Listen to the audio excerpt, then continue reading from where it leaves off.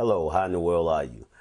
Just going to talk to you a few minutes about the first step in 12-step recovery groups. We admitted that we were powerless and that our life had become unmanageable. I just want to say at the start that I'm not speaking for AA or NA or SA. I'm not an authority speaking for any of those groups. What I'm doing is just a primer on the 12 steps as I understand them today. We admitted that we were powerless and that our life had become unmanageable. One of the things I like about the steps is the fact that it's spoken in the past tense. We admitted that we were powerless. It's not saying that we still are powerless, but it's in the past tense. Aside from that, it's also spoken by a group of people rather than one person. The tradition is the first 100 people came up with the 12 steps. Of course, we know about the Oxford group and we know that the steps were around for a long time, but this 100 people put it together as 12 steps. And they said we. They didn't start off with me, I, myself. They said we. They wanted us to understand that more than one person was behind these steps. It's just not a good idea. This is something that they experienced. It's an actual experience. We admitted that we were powerless and that our life had become unmanageable. Now we're dealing with the paradox of powerlessness. You probably heard people talk about surrender to win. It's a paradox, like give it away to keep it. It sounds like it's not true, but it really is a spiritual axiom that is true. Okay, we admitted that we were powerless. Not only did they admit it, but they had to accept it in their being that they were powerless over whatever their addiction was. Powerlessness is the first step in building a foundation in recovery. We admitted that we were powerless. Well, what do they mean by that? Powerless. Does that mean that their addiction somehow throws them down to the ground and makes them take it?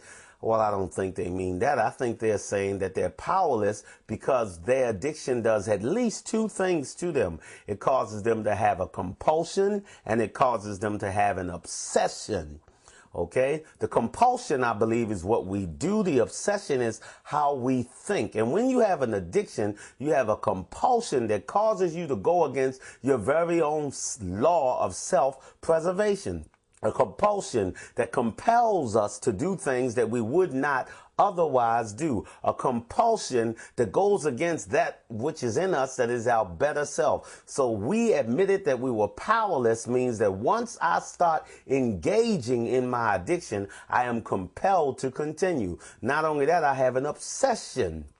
Not only am I compelled to do it, but when I'm not doing it, my mind obsesses over it and thinks about it. And when I do it, my mind thinks about it more and more and more. I kind of meditate on it. I keep thinking about it. I'm preoccupied by it. It's what I want to do. I have a compulsion and an obsession. So when I start my addictive behavior, when I take addictive substances, something happens inside of me. Somebody say we have an allergy. We break out. We break out in jail. We break out in hospitals. We even break out in funeral homes. We break out because we have an allergy that overtakes us when we indulge in our addiction. We have a compulsion.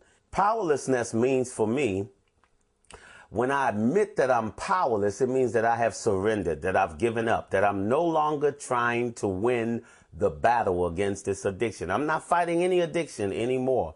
Powerless means that I've lost. I understand that my addiction, my problem is bigger than me and it's stronger than me. An analogy I use sometimes is that I say, suppose someone came to me right now and they said they would give me $10 million if I would drink right this moment a gallon of acid. Or right this moment I would drink a gallon of arsenic. I wouldn't do it. I don't know about you, but I would not do it. Now, why would I not do it? Because I thoroughly believe that I am powerless to drink it and continue living. I thoroughly believe that it's going to take my life. I thoroughly believe that it's going to destroy me, destroy the hopes and the dreams and the processes that I would have with my family. I really believe that. Why? I don't know. I've never studied arsenic. I've never felt acid. I just believe it within myself that I am powerless to overcome that. I feel the same way about my addiction. I am powerless to indulge in my addiction successfully. I am powerless to do so. I believe that if I indulge in my addiction, I cannot predict how long I'm going to do it and what's going to happen to me when I do it. Now, when I say powerless, do I mean that as soon as I take it, I'm off to the races right away? Not necessarily. Depends on the stage of my addiction. There was a time I could drink a Friday night and go to work Saturday. There was a time I could indulge in other addictions on a Friday night and go to work on Saturday. Yeah, I could do it maybe once, maybe twice, but I couldn't predict it successfully that this Friday night, that's what I was going to do. This particular Friday night, I might end up having other kinds of difficulties in jail, in homes I ought not be in, doing things I ought not do, feeling feelings I ought not feel. I couldn't predict when it was going to absolutely take me for a ride that I did not want to go on. That's what I mean by powerlessness. Powerlessness means that when I do it, I'm going to continue doing it, and it's going to cause me all kinds of hurt, harm, and danger. And I can't predict when that's going to happen.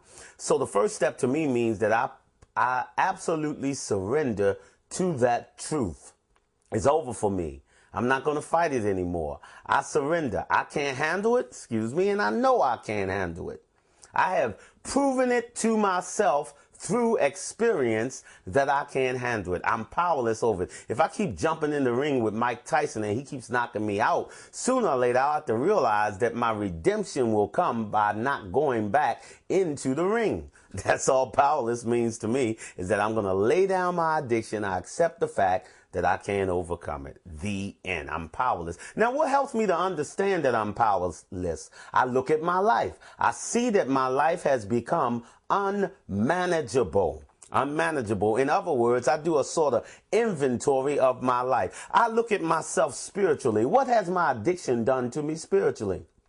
What has it done to me when it comes to my connection with other people, my connection with a higher power, my connection with my family?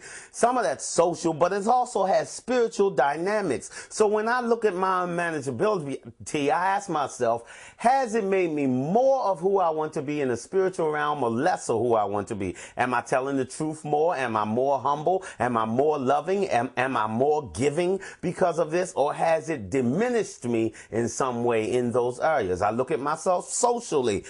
The people around me, am I more connected to them or less connected to them? Am I more loving towards them or more resentful towards them? I look at myself socially. Am I losing jobs or am I gaining employment? What's happening to me as a result of this addiction? Anybody can lose a job, but I'm talking about losing a job as a direct result of my addiction. Okay, and I look at myself spiritually, I look at myself socially, I look at myself physically. What has the addiction done to me physically? Am I bigger because I'm eating too much because of the addiction? Has my mental capacity diminished because of the addiction? What has it done to me physically? Is my body some kind of way causing problems because of the addiction? What has it done to me physically, socially, spiritually? I can look in all different aspects of my life. Is my family saying something to me about my addiction? Or are they not talking to me because of my addiction? I have to look at all these. What has happened to me financially? That's a big one.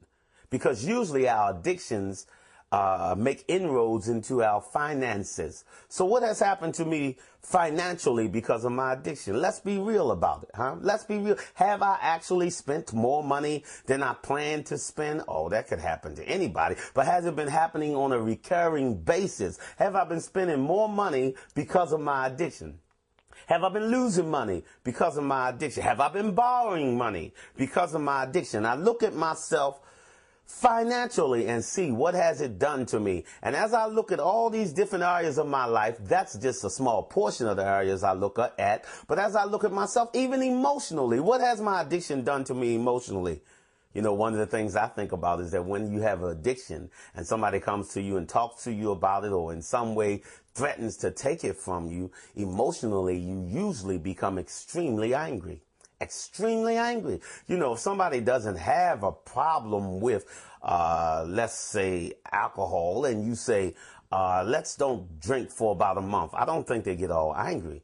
But an alcoholic would tend to say, who are you to tell me that I can't drink? Who are you to tell me that I need to lay off of it for a month? You see, emotionally, my addiction does something to me as well. I can look at myself emotionally, financially, spiritually, socially. I can look at myself in when it comes to legalities. Am I actually breaking the law for my addiction? Or am I ashamed? Maybe it's not against the law to do what I'm doing, but I'm hiding. Maybe I have some Twinkies hid away somewhere if that's my addiction. Maybe I have some pornography books hid away somewhere if that's my addiction. Whatever my addiction is, I probably have a stash somewhere. And if I'm hiding things, to me, that shows some level of unmanageability. The unmanageability helped me to accept that I was powerless over my addiction. And to me, that's the first step. I've given up. For me to try to continue to indulge in my addiction is for me to try to drink arsenic or acid. And one of the things I've always said, there are plenty of people who stop their addictive behavior and never even go through the rest of the 12 steps because they are thoroughly convinced they are powerless over their addiction. And I think that anybody who thoroughly accepts, admits, down in their knower, as I would say, that they are powerless over something and they really look at their unmanageability, they will never indulge in their addictive behavior again. If they really mean it, if they really believe it, like I believe drinking arsenic or acid will kill me. You're not going to get me to do that unless you force me to do it some kind of way. And when you really believe that you're powerless over it, I don't care if your mother die, your father die, your sister die, your brother die. I don't care what happens. You're not going to do it. You know what I wish you? I wish you the revelatory knowledge that allows you to accept defeatism in this area and surrender to the fact that you cannot indulge in your addiction successfully. It's all over. It's all over. But then again, it's a paradox. It's really all just beginning. Peace.